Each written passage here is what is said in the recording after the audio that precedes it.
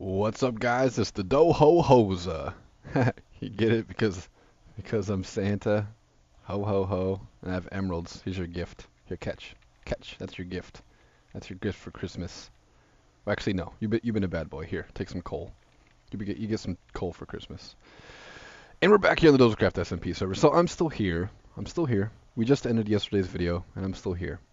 And I'm gonna keep trading these guys. We might mess around with the baby villagers a little bit more today. I'm not too sure just yet. There are a lot of things I want to do with them still, but um, just haven't got around to it yet. Been waiting to record with you guys. So there is a clip on my desktop that I need to get out of the way, and I can't remember what it is. And I will remember when I'm editing this video, but I don't know what it is. So here's the mystery clip. I came over to the Ender farm really quick because I need to get a whole... Whoa, hello. I don't want that many. I need to get a whole bunch of Ender pearls to bring back home because I'm totally out.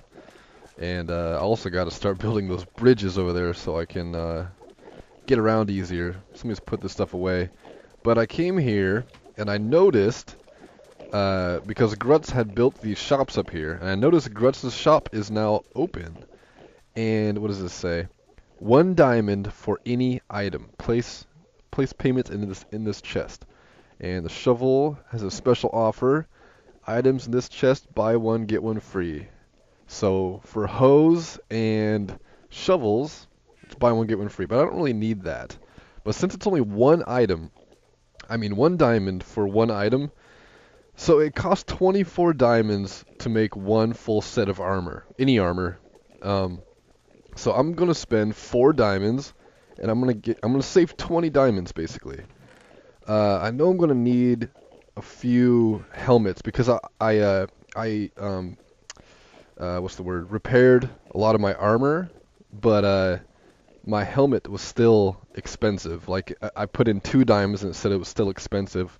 And Grut said the trick for that is to just make a full helmet and then combine it with this on the anvil, and it should work. And instead of using my diamonds, I figure I'd come here and buy a few. So I'm gonna buy 3 helmets. So that's 3 diamonds. It's like that. I don't know what the books are for, but I'm supposed to write a message. And then I want to have a complete set. At least 1 extra complete set. So pants. Actually, I'll buy a couple boots too. So, and then 1 chest plate. Let's just throw that out for a second. Ooh.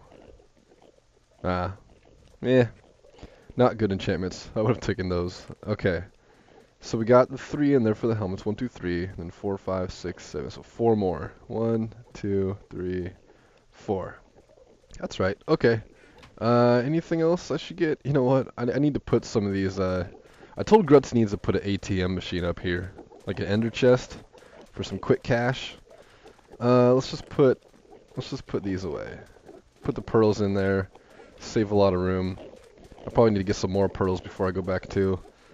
What else do I want to get? I kind of want to get a couple pickaxes. I'll take 2 of those.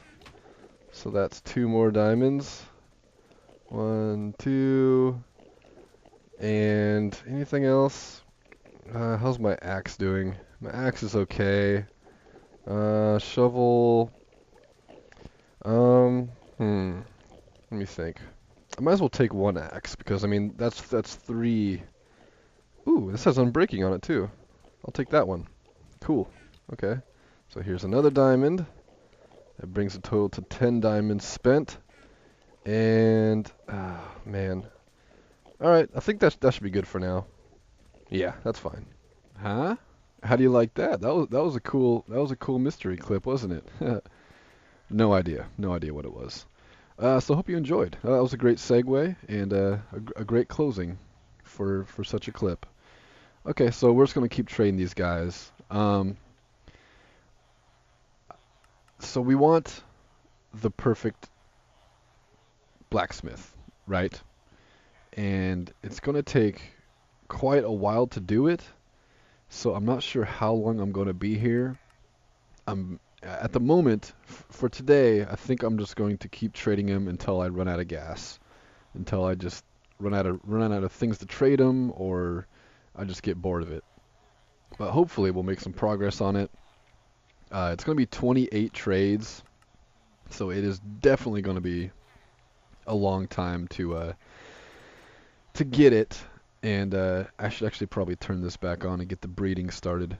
So this can be automated, the on and off switch, but to turn it off, first of all, it needs to have 2 blocks. It needs to have a block under the light sensor here and a block next to it here. That's the first thing you got to do to turn it off. And the second thing you got to do is go to the top of this glass tube, and I have it blocked off up there currently, but it needs to have open sky. So instead of taking longer than the average person to get up there and break the blocks, I'm just going to do it really quick. Hold on. Okay, blocks are broken, and I need to do this as much as possible too, so I'm just going to take the time to do it real quick. I got to harvest all these sugarcane, and so we have the perfect librarian already, Stutterface, which obviously is all paper trades, but in all reality, the blacksmith villager is supreme over the paper guy, in the sense that golem farms are very easy to make, relatively easy to make, depending on your experience in Minecraft. And it yields a lot more iron, and there's no real steps to make the iron ingots, whereas this paper, you need to, grow the wheat, which is good because sugarcane is very easy to grow. So in that sense, the librarian's probably better because you just kind of plant it, and it's not really resource heavy to make, and it multiplies itself really easily. But it's such a pain in the ass making it all into paper.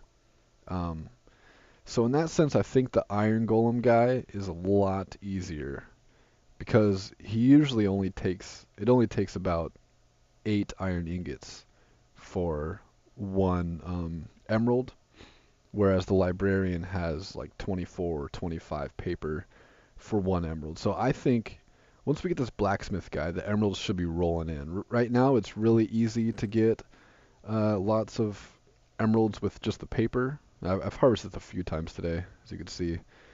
It's easy getting emeralds with the paper as well, but I think the blacksmith guy's going to be a lot easier. I'm going to start using a lot more of the iron at spawn once we get this guy here. Oh, I don't know what just happened. I guess I crashed. Hold on. Okay, that was weird. Minecraft just exited itself completely. So we're back. These guys are trying to breed, and I really hope they don't pump a baby out in there, because that'd be very awkward. So I don't remember what I was saying. But I just remembered something as I was restarting Minecraft. It doesn't take long for my brain to kick in and start working on autopilot, but we have to try these rainbow sheep. I really want to see one of these, so we'll do that today too. We're not going to trade the whole video. I just wanted to get these guys started, see how far we can get along with them with what we have. Oh, 5 diamonds for an emerald. Bro, I am not that desperate for the perfect villager, so you can go die. Okay, so these guys are breeding. Do I have the settings right down here? Let me hop down here and check. This should be up. This is up, so once they start breeding, the babies will start pushing through. Get up there, you stupid. Is there babies in there? There are babies in there. Okay. So at midday, at some point, this piston will open, and then that piston over there will push, and it'll push the babies through. Then once the babies grow up, they will go through that. And then we'll have some more villagers to sort out and try to get some more blacksmiths in there. But 2 out of 4 are down now, down for the count. And who knows, that guy could have been the perfect villager, but I just simply cannot give up my diamonds for such nonsense. And speaking of nonsense, what's with all this iron stuff? What the hell am I gonna do with all this iron crap? The diamond stuff, sure, I love it. Thank you. Thank you for all the diamond tools and everything. Great job. Pat yourself on the back. Okay, so we're just about out of stuff here to do. Not really, but I'm gonna stop here in a second. Okay, just one more. I'm gonna see what their next trade is, and then we will move on to something else. Okay, what's your last one? What do you got for me? Another iron pickaxe. Thanks.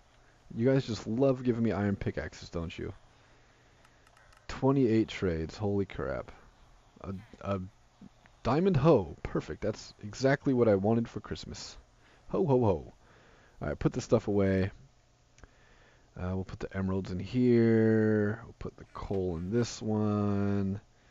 Some wood, some cobblestone. Get this all sorted out.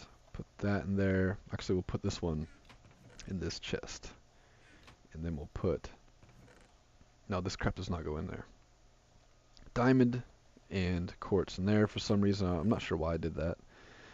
Okay, not enough room. Get in there. Alright, so now what we're going to do is we're going to go play with the new name trick. If you guys remember, in... I don't remember what update it was. Maybe 1.6, probably. There was a little Easter egg in the game where it's pretty well known now. But there was an Easter egg where if you name one of your mobs, any mob, I'm pretty sure, I think even if you name villagers, if you name a mob Dinnerbone or Grum, that's Grum, it would turn the mob upside down. So now Jeb, who is the lead developer, I do believe, he kind of wanted to get his hand in on this and have a little fun as well. I've always imagined Jeb as being a very serious guy, doesn't joke around about anything. He just does his job, takes his job very seriously. But then Dinnerbone came around, and Dinnerbone is a young guy. He's playful. You know, he likes actually playing Minecraft once in a while. And you know, he did his upside down mob thing. I think he kind of brought the fun to the team. So now Jeb has his own thing, and I'm sure you guys have heard about it, but I'm just going to get one of my own sheep, and this is how you actually spell Jeb's name. Oh, of course I don't have enough levels. Do I have anything cooking in here? I thought I was cooking something. Oh, crap. There's probably no slimes down there for once, too. Oh, is it going to give me 5? Not even close. Alright, let me get 5 levels really quick. Hold on just a second. Okay. I had to wait here for a second, but these annoying jerks are finally starting to come through. I heard some big guys going by, so I'm sure they're coming as well. Just need to get 5 levels. So, like I said, Jeb wanted to get his hand in the thing, and so now if you name... It's not any mob, obviously, and I think the idea was intended differently than it's actually happening. But now if you name a sheep Jeb, did I do this one right? Oh, I don't have 5 levels. That's right, derp. If you name a sheep Jeb, a sheep specifically, because it has wool, it'll turn its wool rainbow colors. And I don't mean like it's colored like a rainbow. I mean it literally shades in and fades into different colors of the rainbow. It's really cool. So we'll see that in just a second. And the reason I say I don't think it was intended the way it is because I would think the idea was it would fade into new colors and stuff, but each color it was, like say it turned blue, and then you used, sorry I had to pause for just a second again, but say it was on the blue color, and then you used shears on it while it was on blue, then you would get blue wool, and then it fades into what's after blue, indigo, I think. And then if it went to indigo and you sheared it when it was on indigo, then you get whatever indigo is, like magenta or whatever. So I think that's how it was supposed to be, but now, like, if it's a white sheep and you name it Jeb and it does the colors, you'll just get white wool. Or if it's a pink sheep and you name it Jeb, it'll just do pink wool. Is his name with a capital J? I guess we'll find out. I know it has an underscore at the end. So let's go over to my sheep. Oh God, I hate being around my house lately with this leg. Oh, let me show you this really quick as well. Lately I've been finding any reason to use TNT because I love TNT. So I made this room. I went back to my spawn house where I had some mycelium, I remembered. So I got some mycelium, planted it in here. So now I have just a little room to grow mushrooms when I need mushrooms, which I have needed lately for the splash damage potions, for the fermented spider eyes, which require brown mushrooms. And I need those splash damage for those slimes so I can splash them. Okay, so I just made that room. It's pretty cool. I had a whole bunch of sheep in here, but unfortunately a creeper blew up on this corner, and a lot of them got out. And by a lot, I mean almost all of them. Is there a way these guys can sneak out? Oh, there sure is. So that's why they're still escaping. Let's take some of this dirt and patch that up. Oh man. Yep. Yeah. Why don't you just?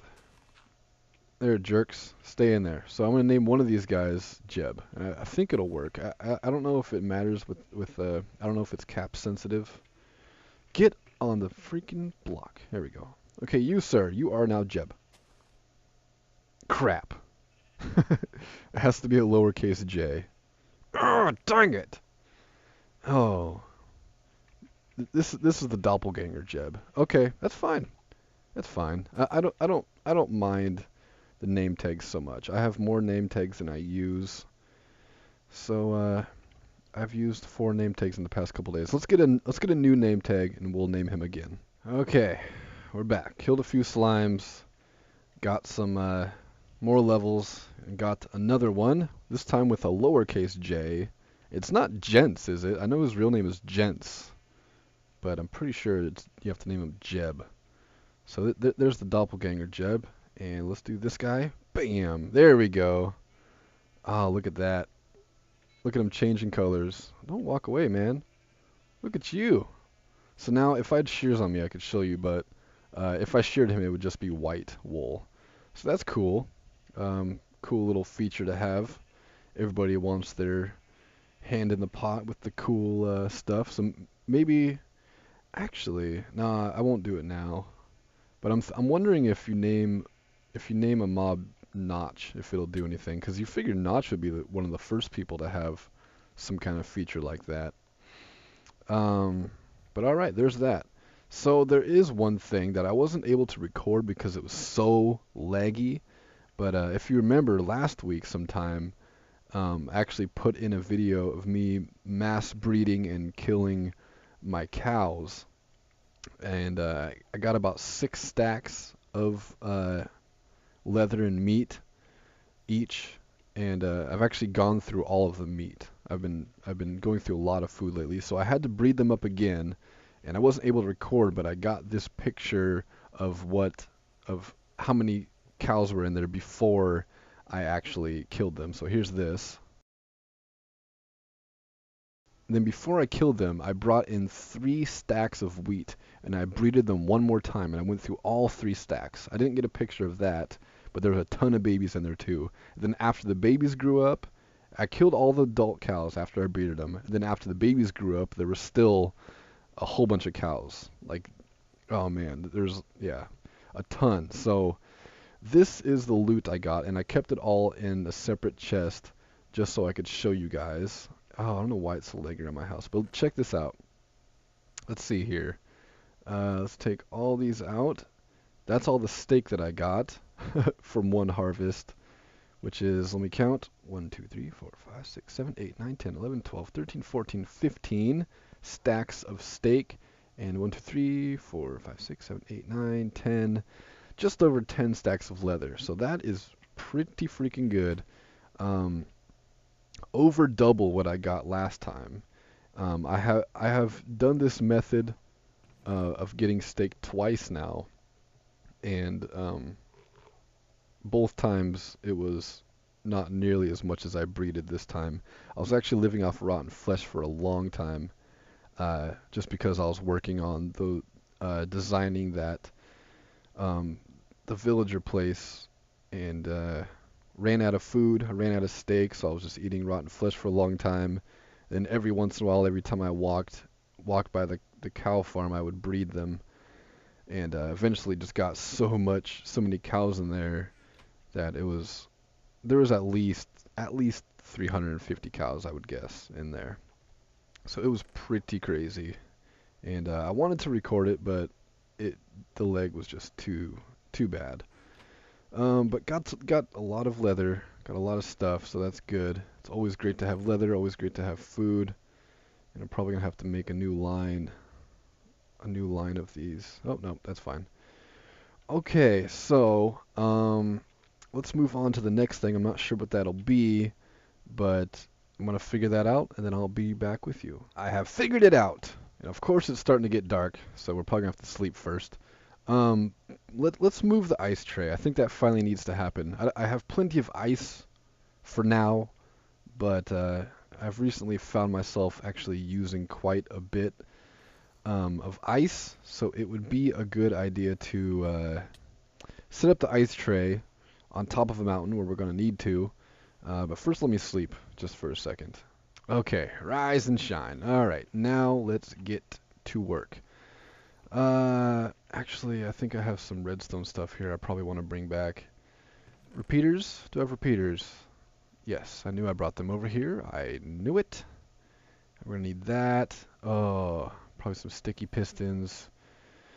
I'm gonna build a lot of this off camera. I had to pause again just for a second. I got the burps. I don't know why. I keep having to pause to burp. But I don't remember exactly how I built this thing.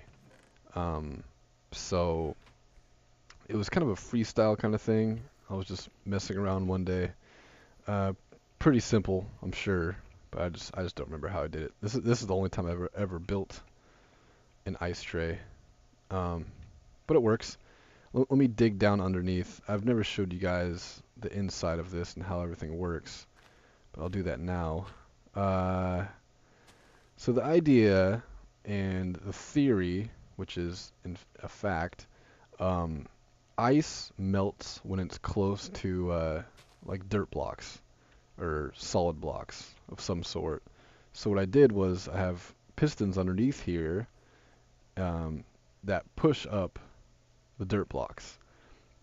First you need to you need to have them down, and then you need to press the water in, and all these dispensers on the sides all have buckets of water just on one side, one right angle, if you want to call it that, so that it all fills up into a solid pool, and then you push up the blocks, because if you push up the blocks before that, it won't fill it all in and make it one source block, and then it freezes faster. So let me go under here and take a look, because I'm curious too. I haven't been down here for a long time.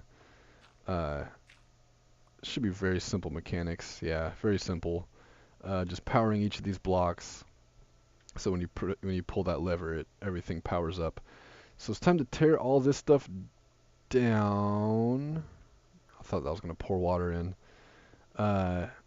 Tear all this down, and then we're going to move it on top of a mountain. So instead of making you sit through here and watch me, I'm just going to do that real quick, and I'll meet you on top of the mountain. Okay, we're on top of the mountain now. You can see everything down there. That's where the ice tray once was. And we just want to be elevated enough so that the ice tray will work. And it's kind of confusing, like right here, because there's no snow here, but there's snow on the same Y level next to it, and there's snow below it. I'm not sure how this all works really, but I'm assuming since like this part there's snow all over it, that I should be able to make an ice tray here. Maybe it's not. Maybe you can't make ice trays anymore.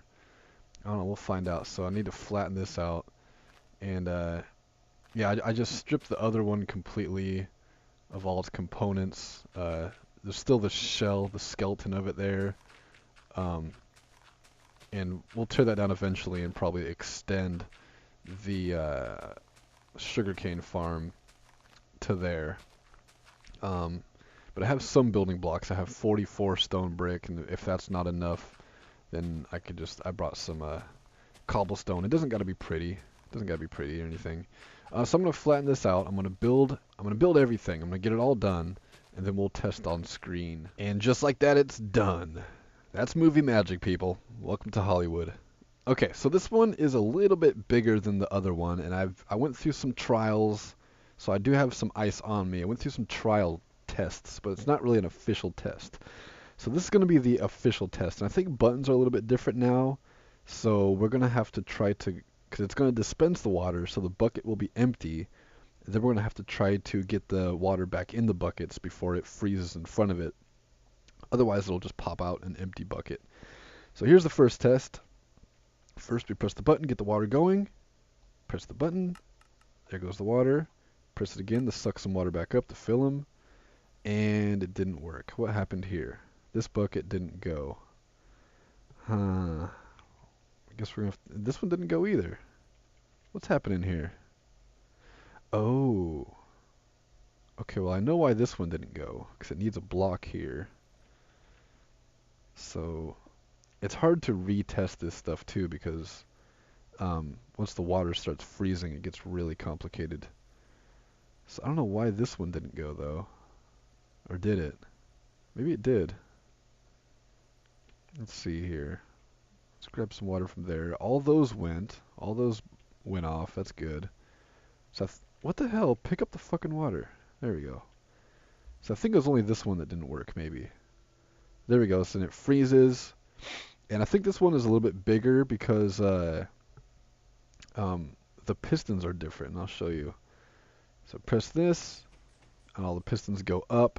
It's a lot more pistons, and it's not as centered. My OCD was going a little bit crazy when I was doing this. I have a lot of grass blocks around here too, like this stuff, and I'm worried that Enderman might pick it up, so that might be a problem sometime. But I have the whole bottom open here so you can see what I did. Along these, I just have some repeaters and redstone going to each of the blocks behind the dispensers. And then through here, it's just a zigzag of redstone work. So this repeater's powering this block, and then I can put redstone out of that. And then that redstone powers this block, and then another repeater, and just so on and so on, just the full chain all the way through. And since it's a chain like that, it doesn't push them all up at once, but it kind of does like a row at a time. It's like chug chug chug chug chug chug chug, which is okay. Like, just listen. Uh-oh. Oh, that's right, 'cause it's a stupid lever. That's weird. I thought the lever would work both ways. Did I have it the other way around? I think I had the buttons the other way around last time. I'm not sure. All right, so this is working. I had to make more pistons and stuff, but that's done. So simple, done and easy. We got our ice tray back now. I'm just gonna keep this down for now. What the hell? I can't remember how I did it. It used to work differently before. I think something might have changed. Okay, I'm gonna put a repeater here just to be absolutely sure this thing will work. Bam, repeater. Is there a repeater on this side? I don't know if that's going to screw things up.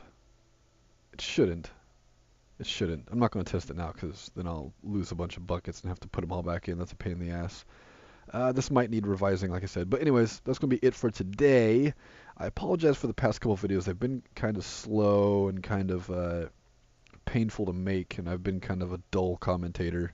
So if I've been boring, I apologize.